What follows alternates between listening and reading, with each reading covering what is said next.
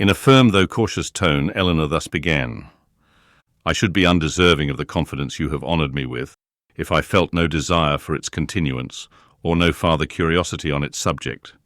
I will not apologize, therefore, for bringing it forward again. Thank you, cried Lucy warmly, for breaking the ice. You have set my heart at ease by it, for I was somehow or other afraid I had offended you by what I told you that Monday. Offended me? How could you suppose so? Believe me, and Elinor spoke it with the truest sincerity, nothing could be farther from my intention than to give you such an idea. Could you have a motive for the trust that was not honourable and flattering to me? And yet I do assure you, replied Lucy, her little sharp eyes full of meaning. There seemed to me to be a coldness and displeasure in your manner that made me quite uncomfortable. I felt sure that you was angry with me, and have been quarrelling with myself ever since, for having took such a liberty as to trouble you with my affairs.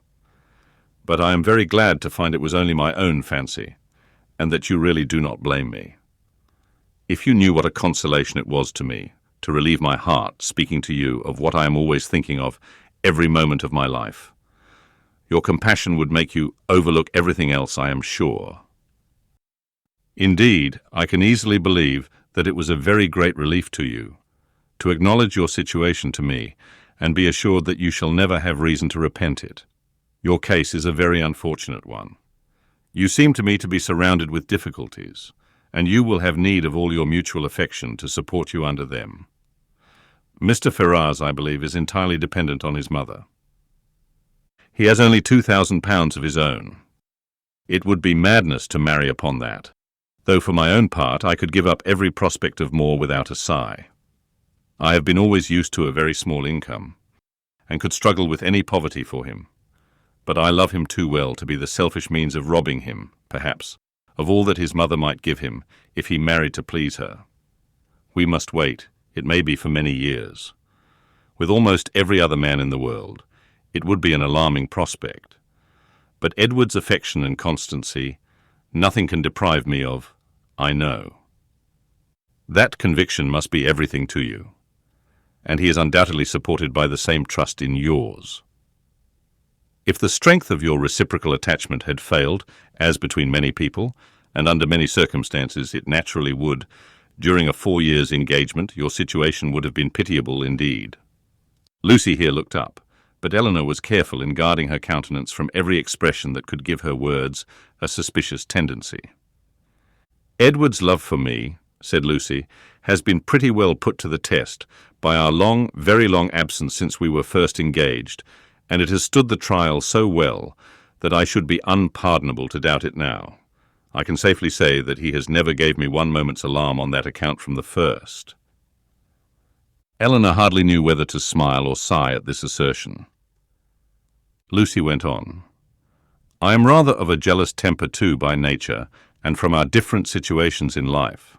From his being so much more in the world than me, and our continual separation, I was enough inclined for suspicion to have found out the truth in an instant if there had been the slightest alteration in his behaviour to me when we met, or any lowness of spirits that I could not account for, or if he had talked more of one lady than another, or seemed in any respect less happy at Longstaple than he used to be. I do not mean to say that I am particularly observant or quick-sighted in general, but in such a case I am sure I could not be deceived. All this, thought Elinor, is very pretty, but it can impose upon neither of us. But what, said she after a short silence, are your views? Or have you none but that of waiting for Mrs. Ferrars' death, which is a melancholy and shocking extremity? Is her son determined to submit to this, and to all the tediousness of the many years of suspense in which it may involve you, rather than run the risk of her displeasure for a while by owning the truth? If we could be certain that it would be only for a while. But Mrs. Ferrars is a very headstrong, proud woman, and in her first fit of anger upon hearing it, would very likely secure everything to Robert, and the idea of that, for Edward's sake, frightens away all my inclination for hasty measures. And for your own sake too, or you are carrying your disinterestedness beyond reason. Lucy looked at Elinor again, and was silent. "Do you know Mr. Robert Ferrars?" asked Elinor. "Not at all. I never saw him, but I fancy he is very unlike his brother. Silly and a great coxcomb." "A great coxcomb," repeated Miss Steele, whose ear had caught those words by a sudden pause in Marianne's music. "Oh, they are talking of their favourite beau, I dare say." "No, sister," cried Lucy. "You are mistaken there. Our favourite beaux are not great coxcombs." "I can answer for it that Miss Dashwood's is not," said Mrs. Jennings, laughing heartily. "For he is one of the modestest, prettiest behaved young men I ever saw. But as for Lucy, she is such a sly little creature, there is no finding out who she likes." "Oh," cried Miss Steele, looking significantly round at them, "I dare say Lucy's beau is quite as modest and pretty behaved as Miss Dashwood's." Elinor blushed in spite of herself. Lucy bit her lip and looked angrily at her sister. A mutual silence took place for some time. Lucy first put an end to it by saying in a lower tone, though Marianne was then giving them the powerful protection of a very magnificent concerto, "I will honestly tell you of one scheme which has lately come into my head for bringing matters to bear. Indeed, I am bound to let you into the secret, for you are a party concerned. I dare say you have seen enough of Edward to know that he would prefer the church to every other profession. Now my plan is that he should take orders as soon as he can, and then through your interest, which I am sure you would be kind enough to use out of friendship for him. And I hope out of some regard to me your brother might be persuaded to give him Norland living, which I understand is a very good one, and the present incumbent not likely to live a great while. That would be enough for us to marry upon, and we might trust to time and chance for the rest." "I should always be happy," replied Elinor, "to show any mark of my esteem and friendship for Mr. Ferrars. But do you not perceive that my interest on such an occasion would be perfectly unnecessary? He is brother to Mrs. John Dashwood. That must be recommendation enough to her husband. But Mrs. John Dashwood would not much approve of Edward's going into orders. Then I rather suspect that my interest would do very little." They were again silent for many minutes. At length Lucy exclaimed with a deep sigh, "I believe it would be the wisest way to put an end to the business at once by dissolving the engagement. We seem so beset with difficulties on every side that though it would make us miserable for a time, we should be happier perhaps in the end. But you will not give me your advice, Miss Dashwood?" "No," answered Elinor with a smile, which concealed very agitated feelings. "On such a subject I certainly will not. You know very well that my opinion would have no weight with you, unless it were on the side of your wishes." "Indeed you wrong me," replied Lucy with great solemnity. "I know nobody of whose judgment I think so highly as I do of yours. And I do really believe that if you was to say to me, I advise you by all means to put an end to your engagement with Edward Ferrars, it will be more for the happiness of both of you. I should resolve upon doing it immediately." Elinor blushed for the insincerity of Edward's future wife, and replied, "This compliment would effectually frighten me from giving any opinion on the subject had I formed one. It raises my influence much too high. The power of dividing two people so tenderly attached is too much for an indifferent person." "'Tis because you are an indifferent person," said Lucy with some pique, and laying a particular stress on those words, "that your judgment might justly have such weight with me.